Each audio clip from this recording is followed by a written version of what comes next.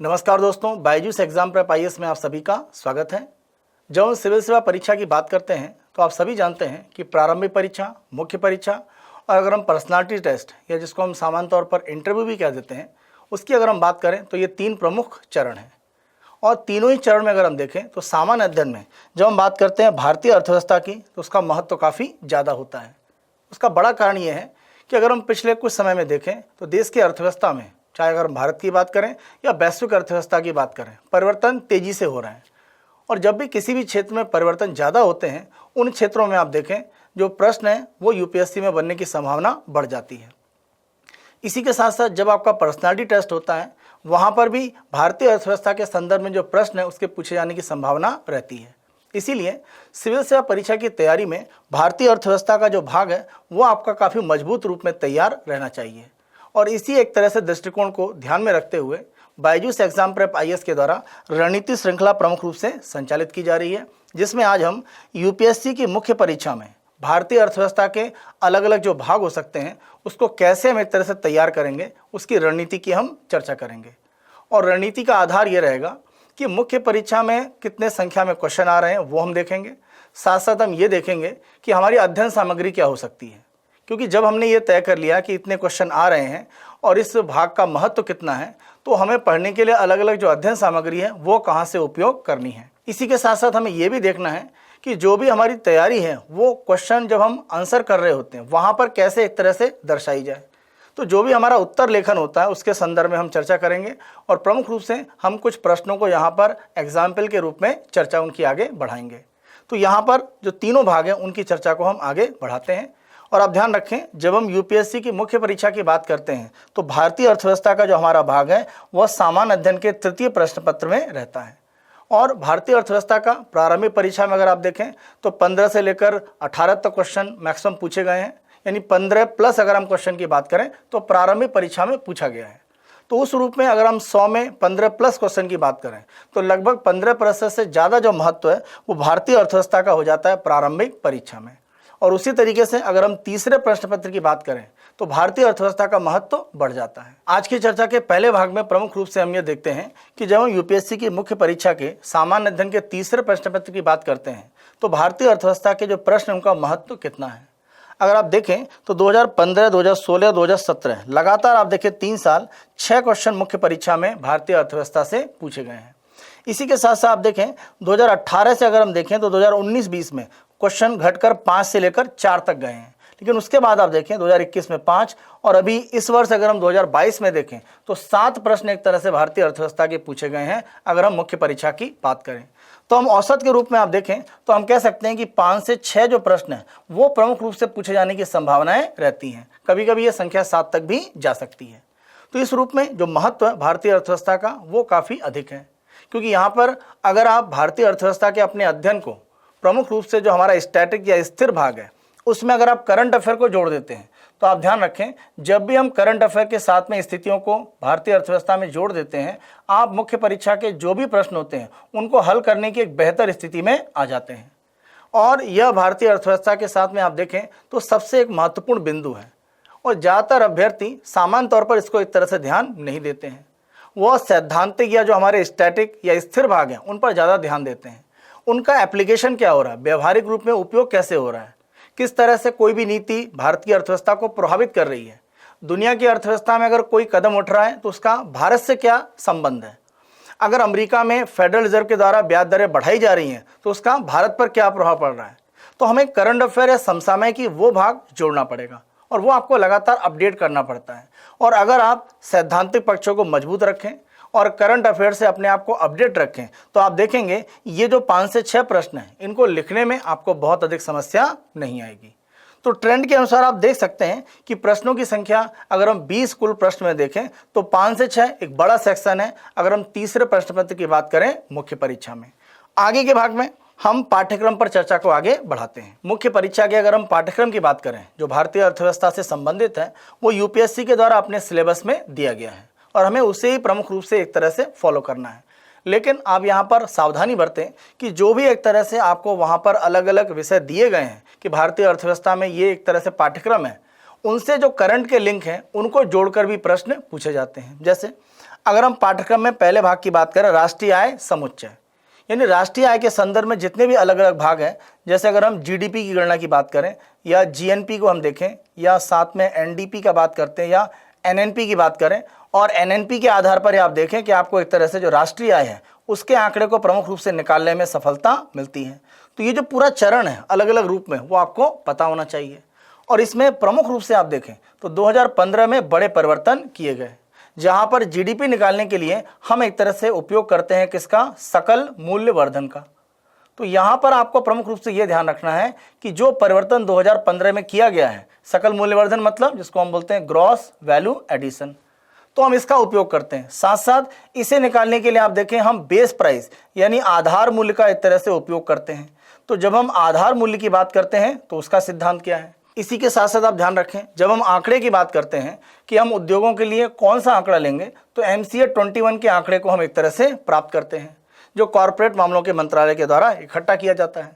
तो ये सारी जो प्रक्रियाएं बदली गई हैं, उसके संदर्भ में आप देखें 2021 में प्रश्न पूछा जा चुका है कि राष्ट्रीय आय की गणना के संदर्भ में 2015 के पहले और 2015 के बाद जो परिवर्तन हुए हैं वो आपको प्रमुख रूप से बताना है।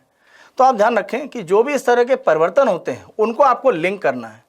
तो जो आपको सिलेबस दिया गया है, आप देखें कि करंट में उसके संदर्भ में कोई अपडेट तो नहीं है, किसी तरह की सरकार के द्वारा कोई नई घोषणा तो नहीं है, और अगर आपको इसके बारे में सूचना है तो वो आप ध्यान से एक तरह से तैयार कर सकते हैं, क्योंकि वो यूपीएससी मुख्य परीक्षा में पूछ सकता है। तो जो सिलेबस दिया हुआ है, सिलेबस के जिसको हम बोलते हैं कि बिटवीन द लाइंस, यानी जो छिपा हुआ भाग है, जो करंट अफेयर से जुड़ा हुआ है, वो हमें कहीं ना कहीं जोड़ने की आवश्यकता है। इस रूप में राष्ट्रीय आय के जो अलग अलग पक्ष हैं, जो करंट अफेयर्स के साथ में जुड़े भी हुए हैं, उनको हमें देखकर आगे बढ़ना है। और अगर हम कुछ आंकड़ों का उपयोग भी करते हैं तो उसके लिए आप ध्यान रखें कि बजट और आर्थिक सर्वेक्षण के आंकड़ों को आप ध्यान रखें। अगले अगर हम टॉपिक की बात करते हैं मुद्रास्फीति, तो मुद्रास्फीति के संदर्भ में आप ध्यान रखें कि ये एक टॉपिक वर्तमान में काफी चर्चा में है, क्योंकि जब से रूस और यूक्रेन का युद्ध प्रारंभ हुआ है, आप देखें दुनिया में कच्चे तेल के मूल्य तेजी से बढ़े हैं, और उसी के साथ साथ देखें कि उर्वरक जो भारत बड़े पैमाने पर आयात करता है, वहां पर भी मूल्य वृद्धि देखी जा रही है। तो कच्चा तेल हम बड़ी मात्रा में लगभग 80 से 85% आवश्यकता आयात करते हैं। तो अगर कच्चा तेल अंतर्राष्ट्रीय बाजार में महंगा होता है तो हमारे यहाँ पेट्रोल डीजल महंगा होगा, मतलब परिवहन महंगा होगा, मतलब हर प्रकार की जो लागत है वो एक तरह से बढ़ सकती है। तो अलग अलग उद्योगों में आप देखें परिवहन का उपयोग होता है, चाहे कच्चा माल लाने के लिए या बना हुआ माल बाजार में बेचने के लिए। अगर आप कहते हैं कि अर्थव्यवस्था में परिवहन के कारण प्रमुख रूप से लागत की एक वृद्धि हो रही है, इसका सीधा अर्थ है कि अर्थव्यवस्था में जो कीमतें हैं, जो मूल्य हैं, उनमें एक वृद्धि देखी जाएगी, और ये मुद्रास्फीति को बढ़ाने का काम करती है। तो इसके लिए उत्तरदायी कारक कौन से हैं? कारक भारत में ही हैं या कारक जो विदेशी हैं उनका प्रभाव पड़ रहा है? तो हमारी अर्थव्यवस्था क्या है, एक भूमंडलीकरण के दौर से गुजर रही है, इसीलिए वैश्विक अर्थव्यवस्था के जो परिवर्तन होते हैं वो भारतीय अर्थव्यवस्था पर प्रभाव डालते हैं। इसी के साथ साथ देखें अमेरिका में जो ब्याज दरें बढ़ रही हैं, तो हमारे यहाँ आप देखें निवेश बाहर जा रहा है। जो हमारे यहाँ प्रमुख रूप से अगर आप देखें जो FPI निवेश एक तरह से आया था, या जिसको हम FII भी कहते हैं, तो ये निवेश बड़े पैमाने पर देश की अर्थव्यवस्था से बाहर जा रहा है। इसका प्रमुख रूप से अगर हम प्रभाव देखें अर्थव्यवस्था में, तो डॉलर की जो एक तरह से वैल्यू है, अगर हम रुपए के साथ देखें तो उसमें तेजी से गिरावट आ रही है, यानी रुपए हमारा कमजोर हो रहा है, तो उससे आयात निर्यात पर फर्क पड़ रहा है। ये स्थितियां आप देखें मुद्रास्फीति के साथ भी जुड़ी हुई हैं, क्योंकि अगर भारत में उत्पादन करना महंगा होगा तो हम निर्यात ज़्यादा नहीं कर पाएंगे। और हो क्या रहा है, क्योंकि रुपए कमजोर हो रहा है, तो हमारा जो आयात है वो कहीं ना कहीं बड़े पैमाने पर महंगा हो जाएगा, क्योंकि $1 के लिए हमको ज़्यादा रुपए खर्च करने पड़ेंगे। तो ये सारे अलग अलग प्रभाव हैं जो मुद्रास्फीति के दिखाई पड़ते हैं। तो मुद्रास्फीति के अलग अलग कारण क्या हैं, उनको दूर करने के उपाय क्या हैं, तात्कालिक स्थितियों में ऐसे कौन से कारण हैं जो मुद्रास्फीति को भारत में आगे बढ़ा रहे हैं, और मुद्रास्फीति को एक तरह से दूर करने के लिए तात्कालिक जो उपाय किए जा रहे हैं अर्थव्यवस्था में वो आपको बताने हैं। साथ साथ कुछ और उपाय क्या हो सकते हैं उसके सुझाव आपसे मांगे जा सकते हैं। इस रूप में अगर हम मुद्रास्फीति की बात करें तो भारतीय अर्थव्यवस्था में एक बहुत ही महत्वपूर्ण टॉपिक माना जाता है। कराधान के संदर्भ में आप देखें तो भारत में कर के संदर्भ में जो भी प्रमुख सुधार हो रहे हैं, जैसे अगर हम GST की बात करें तो आप सभी जानते हैं कि GST 2017 में लागू हुआ, और आज आप देखें तो इसके 5 वर्ष पूरे हो गए हैं। तो यहाँ पर आप देखें इसके जो भी अलग अलग पक्ष हैं, जैसे अगर हम बात करें इसकी सफलता क्या है या इसमें क्या एक तरह से कमी है जिसको दूर करने की जरूरत है, तो इस तरह के जो कह सकते हैं अलग अलग भाग है वो आपको GST में तैयार रखने हैं। क्योंकि जब भी कोई योजना या सरकार का बड़ा सुधार उसके 5 या 10 साल पूरे होते हैं, उसके संदर्भ में पूरा जो मूल्यांकन है वो UPSC हमेशा पूछता रहा है, तो वो आपको तैयार रखना है। इसी के साथ साथ आप देखें कि जीएसटी के साथ साथ अन्य प्रकार के जो कर हैं उनकी जो वसूली उसकी प्रक्रियाएं क्या हैं, उसमें क्या सुधार हो सकता है, या बजट में मान लीजिए किसी भी तरह से कोई कर सुधार की घोषणा की जाती है, वो आपकी परीक्षा में महत्वपूर्ण हो जाता है। जैसे अगर हम उदाहरण की बात करें तो पूंजी लाभ कर कैपिटल गेन टैक्स, और अगर हम बात करते हैं लाभांश का डिविडेंड टैक्स, उसके संदर्भ में बजट में कुछ परिवर्तन किया गया, वो सीधे मुख्य परीक्षा में प्रश्न में पूछा गया। तो करों में जो भी बड़े परिवर्तन होते हैं वो आपको यहाँ पर ध्यान रखने की आवश्यकता है, वो मुख्य परीक्षा में प्रश्न बन सकता है।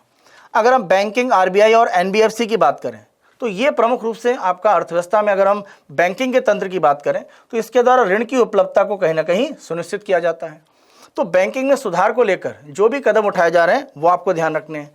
खास तौर से अगर हम आरबीआई की बात करें तो भारत में आप देखें जो सहकारी एक तरह से बैंक का तंत्र है, वहाँ पर आरबीआई के द्वारा बड़े पैमाने पर सुधार हो रहे हैं। साथ साथ अगर हम देखें तो एनएस विश्वनाथन कमेटी की जो सिफारिशें हैं उनके कुछ भागों को आरबीआई की तरफ से प्रमुख रूप से लागू करने का प्रयास किया जा रहा है।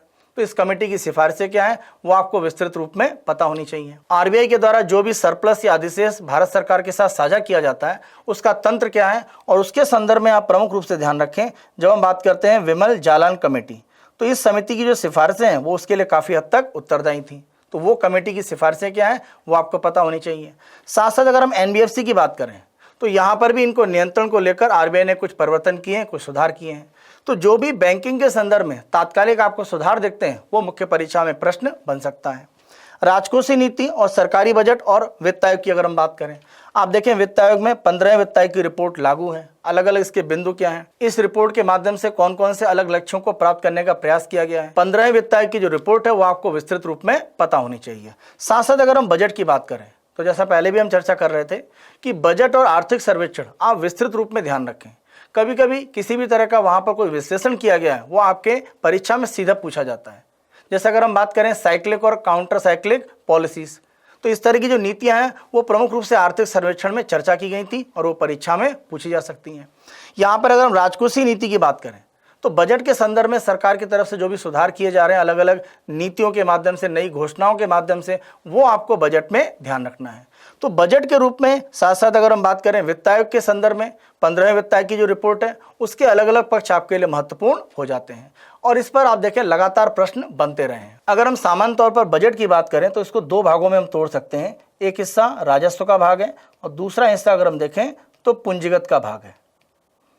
तो राजस्व और पूंजीगत जो बजट के अलग अलग भाग हैं वहाँ पर अलग अलग इसके हिस्से क्या होते हैं, विस्तृत रूप में दोनों का अंतर क्या है वो आपको बताना है। और ये पिछले वर्ष 2021 की मुख्य परीक्षा में यूपीएससी पूछ चुका है।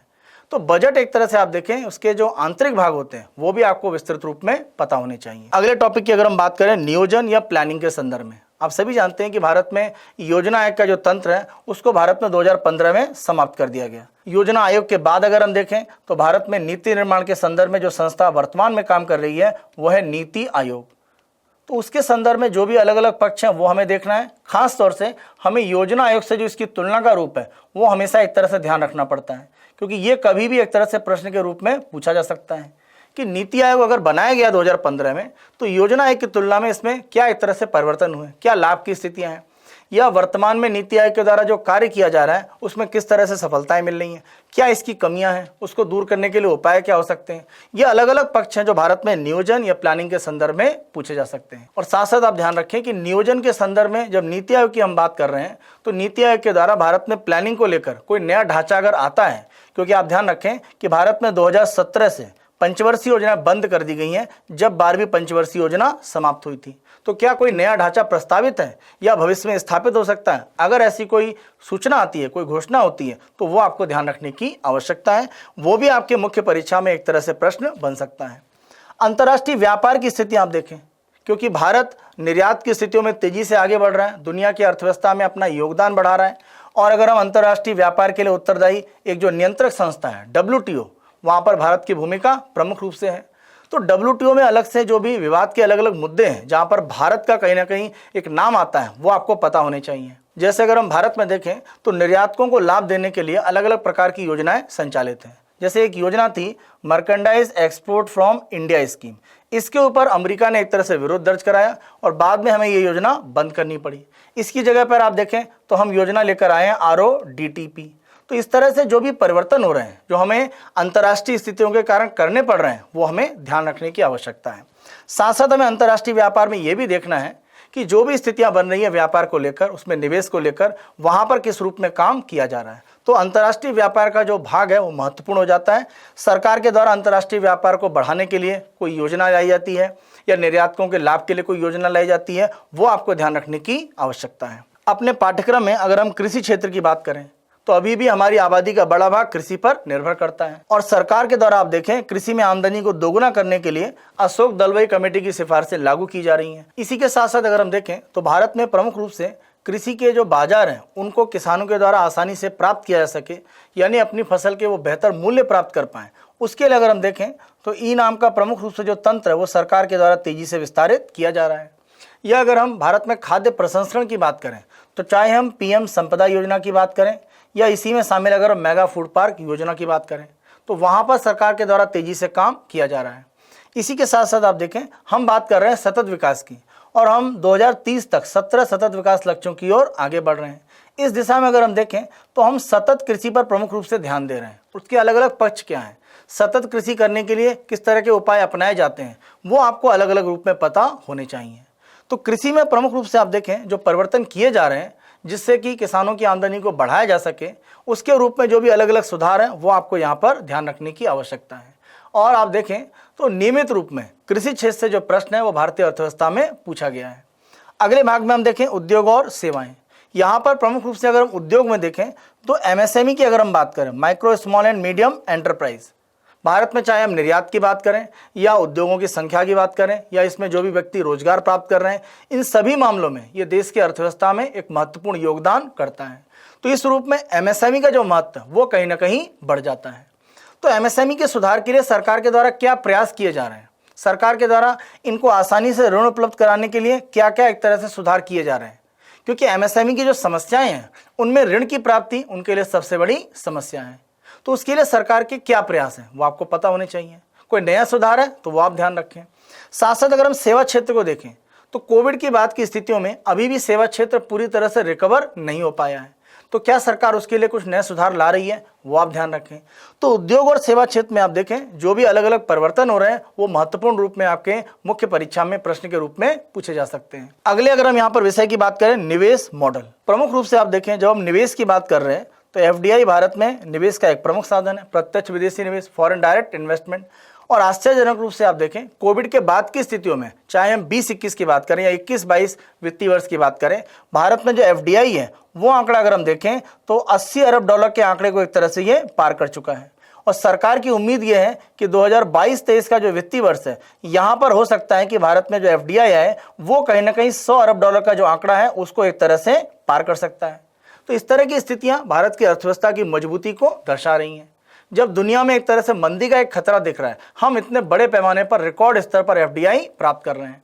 एफआईआई को निवेश को बढ़ाने के लिए सरकार के द्वारा क्या क्या उपाय हैं, जैसे अगर हम वीआरआर योजना की बात करें जो एफआईआई निवेश को बढ़ाने के लिए आरबीआई के द्वारा पहले से संचालित है, उसमें क्या नए परिवर्तन किए जा रहे हैं। इसी के साथ साथ अगर हम निवेश के मॉडल के कुछ और रूप देखें तो भारत में स्पेशल इकोनॉमिक जोन, इनके माध्यम से अगर हम देखें तो उत्पादन और निर्यात की स्थितियों को बढ़ाने के लिए प्रयास है, लेकिन इनमें कुछ सुधार प्रस्तावित हैं। और इसी साल का बजट आप देखें तो सरकार ने स्पेशल इकोनॉमिक जोन में सुधार के लिए कुछ आगे कदम उठाने की बात कही है। इसी के साथ साथ अगर हम बात करें नेशनल इन्वेस्टमेंट मैन्युफैक्चरिंग जोन एनआईएमजे में अगर हम स्पेशल इकोनॉमिक जोन की तुलना में देखें तो क्या अंतर है, तो दोनों के बीच में अलग अलग अंतर आपके लिए काफी महत्वपूर्ण हो जाता है। इसी के साथ साथ आप देखें तो भारत सरकार के द्वारा निजी क्षेत्र के साथ भागीदारी करके अर्थव्यवस्था में जो उत्पादन की स्थितियां या कह सकते हैं कि अर्थव्यवस्था में जो विकास की स्थितियां उसको बढ़ावा दिया जा रहा है, खासतौर से आधारभूत ढांचे में, इंफ्रास्ट्रक्चर में। और इसी को हम पब्लिक प्राइवेट पार्टनरशिप यानी सार्वजनिक निजी भागीदारी का नाम देते हैं। इसमें सफलता के लिए अलग अलग क्या कदम उठाए जा रहे हैं, इसमें क्या समस्याएं हैं और उसको सुधार करने के लिए सरकार क्या भविष्य में उपाय अपना रही है। क्या सरकार और निजी क्षेत्र की भागीदारी के लिए कोई ऐसा तंत्र है जो काफ़ी सफल रहा है, जैसे अगर हम बात करें हाइब्रिड एन्युटी मॉडल HAM की, ये काफ़ी सफल रूप में भारत में अगर हम सड़क परिवहन की बात करें नेशनल हाईवे की प्रमुख रूप से वहाँ पर सफलतापूर्वक अपनाया गया है।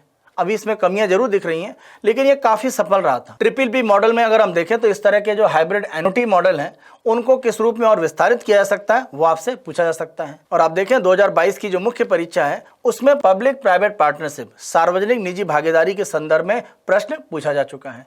तो निवेश मॉडल काफ़ी महत्वपूर्ण हो जाता है, क्योंकि आप देखें यहाँ पर बड़े पैमाने पर हम एक तरह से काम कर रहे हैं, क्योंकि इसके माध्यम से हम आधारभूत ढांचे पर प्रमुख रूप से ध्यान दे रहे हैं, जो हमारा अगला प्रमुख रूप से टॉपिक है। अगर देश में आधारभूत ढांचा मजबूत है, जैसे अगर हम बात करें सड़क परिवहन या बिजली उत्पादन, तो उसके आधार पर आप देश की अर्थव्यवस्था में जो इन्वेस्टमेंट है, जो निवेश है, उसको मजबूती दे सकते हैं। और जो भी बाहरी निवेशक है जो FDI निवेश लाना चाहते हैं, वो आधारभूत ढांचे को प्रमुख रूप से आधार के रूप में देखते हैं कि अगर आधारभूत ढांचा मजबूत है तो निवेश करने में वो एक तरह से तेजी दिखाएंगे, अन्यथा वो निवेश को किसी और देश में ले जाएंगे। तो अगर हमें अपने यहाँ निवेश को आकर्षित करना है तो हमारा आधारभूत ढांचा मजबूत रहना चाहिए। और आप देखें इसके लिए सरकार की तरफ से गति शक्ति जो मास्टर प्लान है वो प्रमुख रूप से संचालित किया जा रहा है। इसी के साथ साथ अगर हम बात करें नेशनल लॉजिस्टिक्स पॉलिसी, सरकार इसको भी ला चुकी है, क्योंकि लॉजिस्टिक में भारत में काफ़ी अतिरिक्त व्यय किया जाता है। लॉजिस्टिक में अगर आप देखें तो दुनिया में आंकड़ा ये है कि 7 से 8% GDP का खर्च होता है। भारत में यही आंकड़ा अगर हम देखें तो 12 से लेकर 15% की स्थिति में दिखता है, यानी लगभग दोगुना है। तो हमें इसे घटाकर लाना है और नेशनल लॉजिस्टिक पॉलिसी का यही उद्देश्य है कि हम इसको इकाई अंकों में घटाकर ला पाएं जो हम लॉजिस्टिक पर खर्च करते हैं।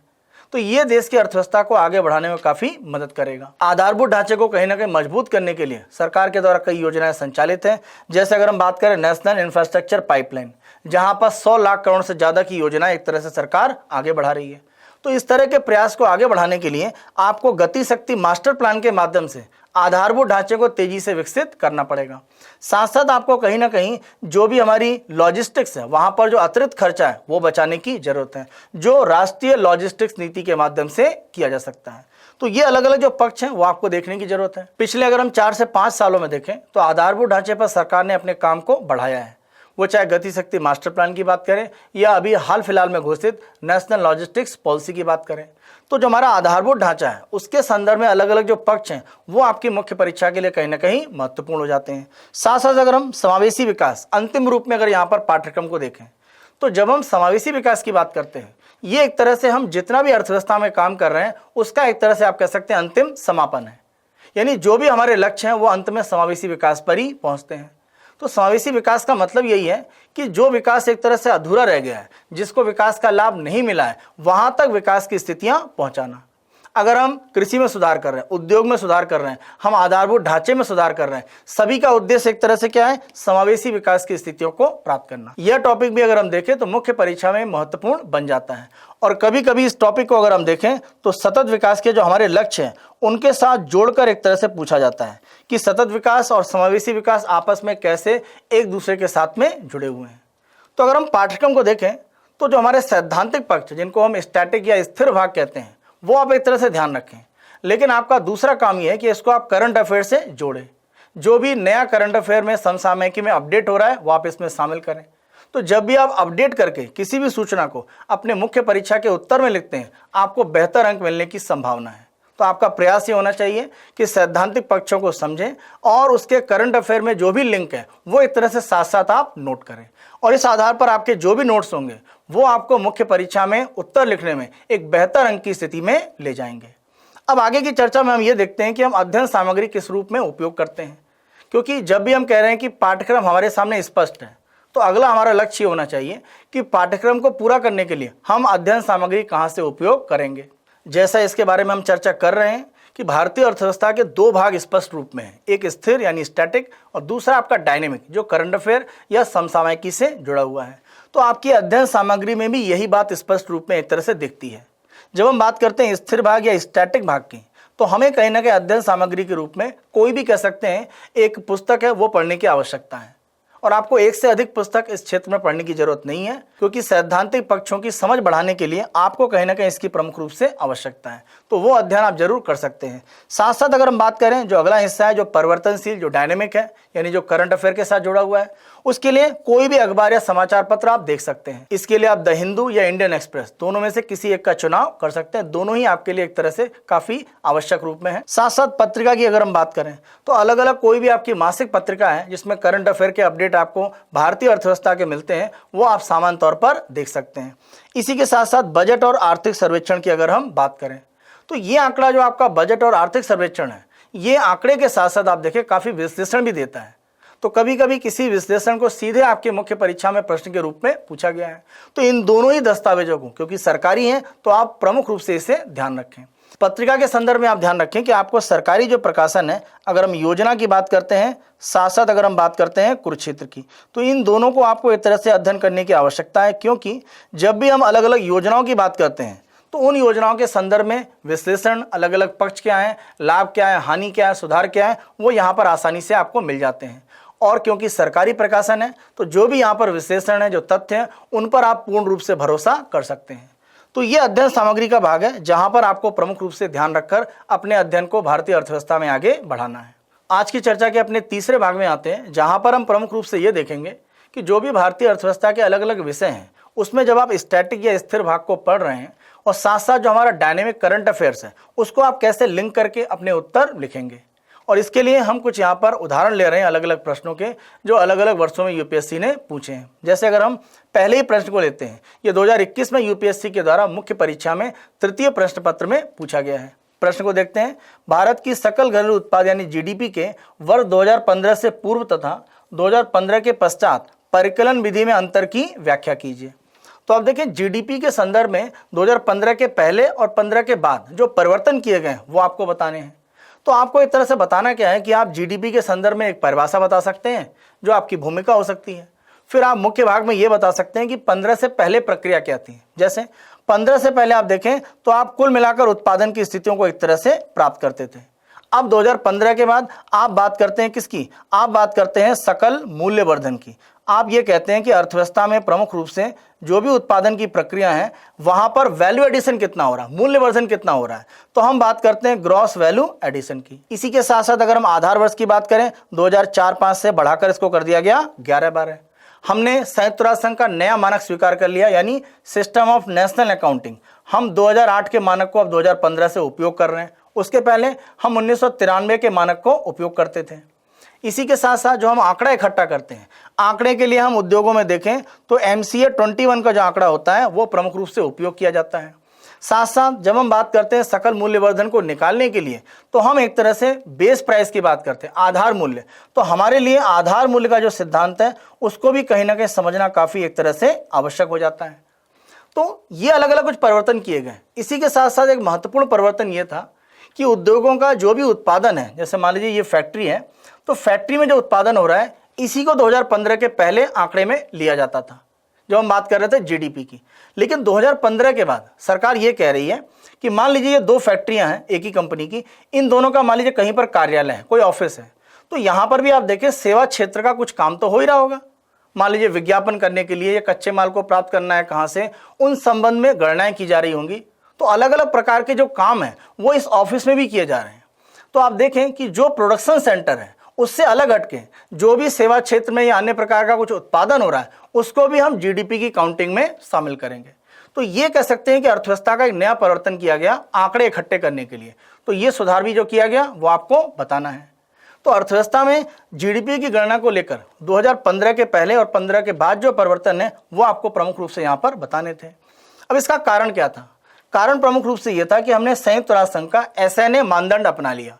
तो हम अब मूल्यवर्धन की बात करेंगे, वैल्यू एडिशन की। और ये अर्थव्यवस्था में करना इसलिए भी जरूरी था क्योंकि आप देखें हम 2017 में क्या लाने वाले हैं, प्रमुख रूप से GST। तो उसके पहले ही 2015 में हम मूल्यवर्धन को एक तरह से जीडीपी में काउंट कर रहे हैं। क्योंकि जब हम GST की बात करते हैं तो यहाँ पर वस्तु और सेवा का जो कर मिलाकर लगाया जा रहा है, गुड्स एंड सर्विस टैक्स, ये मूल्यवर्धन पर ही आरोपित किया जाता है। यानी आगे का जो सुधार है उसके लिए आप पहले ही अर्थव्यवस्था में एक सुधार कर ले रहे हैं। तो इस रूप में अलग अलग जो परिवर्तन है वो आपको बताने हैं। जैसे यहाँ पर आप लिंक कर सकते हैं कि आगे GST के सुधार को हमने प्रस्तावित रखा था जो आगे आने वाला था, जो मूल्यवर्धन पर कहीं ना कहीं कर लगता, तो हम पहले ही मूल्यवर्धन को एक तरह से जीडीपी की गणना में शामिल कर रहे हैं। तो इस रूप में मुख्य भाग को आप लिखेंगे और अंत में एक सकारात्मक निष्कर्ष लिख सकते हैं कि ये अंतर्राष्ट्रीय मानक के अनुरूप है और इससे गणना करने में अर्थव्यवस्था के जो सही रूप है वो जीडीपी में एक तरह से निकलकर बाहर आता है। तो इस रूप में अपने प्रश्न को आप लिख सकते हैं। तो है ये स्थिर यानी स्टैटिक भाग का। लेकिन करंट के साथ आप जोड़ सकते हैं, जैसे जीएसटी का सुधार इसके साथ में आप लिंक कर सकते हैं, या ऐसा नहीं, अगर हम 2008 की बात करें जो सुधार किया गया उसको भी आप लिंक कर सकते हैं। तो इस तरह से करंट से जो लिंक है वो बनाकर आपको ये उत्तर लिखना है। एक और अगर हम उदाहरण की बात करें तो दूसरा उदाहरण यहाँ पर है जो इसी वर्ष 2022 की मुख्य परीक्षा में पूछा गया है। भारत में खाद्य प्रसंस्करण उद्योग के कार्यक्षेत्र और महत्व का सविस्तार वर्णन कीजिए। देखिए, प्रमुख रूप से कार्यक्षेत्र की जब हम बात करते हैं तो कृषि में आप देखें सरकार ये चाहती है कि जो आमदनी है किसानों की दोगुनी की जाए। तो उसका एक तरीका क्या हो सकता है कि जो उत्पादन हो रहा है, और माना जाता है कि अर्थव्यवस्था में जो भी एक तरह से आपके अनाज या सब्जियां उत्पादित हो रही हैं उसका 18 से 20% खराब हो जा रहा है, यानी हम उसको संरक्षित नहीं कर पा रहे हैं। तो अगर हम खाद्य प्रसंस्करण की स्थितियों को बढ़ाते हैं तो ये जो उत्पादन खराब हो रहा है उसको हम रोक सकते हैं। और खाद्य प्रसंस्करण अगर उद्योग बढ़ता है तो आप देखें इससे रोजगार की संभावनाएं भी अर्थव्यवस्था में बढ़ेंगी। तो रोजगार के साथ साथ एक दूसरा पक्ष ये है कि कृषि में जो उत्पादन किया जा रहा है, जो किसान उत्पादन में शामिल हैं, उनकी आय को कहीं ना कहीं हम बढ़ा पाएंगे। रोजगार की वृद्धि, आय की वृद्धि, किसानों को उत्पादन का अच्छा मूल्य मिल पाएगा, ये सारी स्थितियां खाद्य प्रसंस्करण उद्योग से बनेंगी। इसी के साथ साथ देखें हम खाद्य प्रसंस्करण उद्योग के माध्यम से आगे चलकर अर्थव्यवस्था में निर्यात की स्थितियों को भी आगे बढ़ा सकते हैं और हम बड़े खाद्य प्रसंस्करण के निर्यातक देश के रूप में आगे बढ़ सकते हैं। तो ये अलग अलग भाग है जहां पर महत्वपूर्ण रूप में खाद्य प्रसंस्करण में काम हो सकता है। अब आप देखें तो इसके कार्यक्षेत्र और महत्व को आपको बताना है। तो महत्व प्रमुख रूप से रोजगार को लेकर, आय को लेकर, कृषि में जो स्थितियां बेहतर करना है उसके साथ में आप लिंक कर सकते हैं। साथ साथ अब सरकार की कुछ योजना जैसे प्रधानमंत्री किसान संपदा योजना, इसी में जुड़ी हुई मेगा फूड पार्क योजना वो आप बता सकते हैं। इसी के साथ साथ आप बता सकते हैं कि सूक्ष्म क्षेत्र में जो भारत में खाद्य प्रसंस्करण की इकाइयां काम कर रही हैं, जैसे कुछ परिवारों के द्वारा मिलकर कोई, जैसे मान लीजिए अचार बनाने की बात है या मुरब्बा बनाने की बात है, उसका उद्योग है। इस तरह के जो सूक्ष्म खाद्य प्रसंस्करण की इकाइयां हैं उनको संरक्षित करने और उनके काम को विस्तारित करने के लिए सरकार एक नई योजना आगे संचालित कर रही है। तो इस तरह के जो भी परिवर्तन है वो सब आपको यहाँ पर बताने हैं कि एक तरह से खाद्य प्रसंस्करण उद्योग का कार्यक्षेत्र क्या है और उसका अर्थव्यवस्था के लिए महत्व आज और आने वाले समय में क्या होगा। तो आप देखें सरकार जिस तरह से खाद्य प्रसंस्करण पर काम कर रही है उसी को आधार बनाकर 2022 में मुख्य परीक्षा में यह प्रश्न पूछा गया है।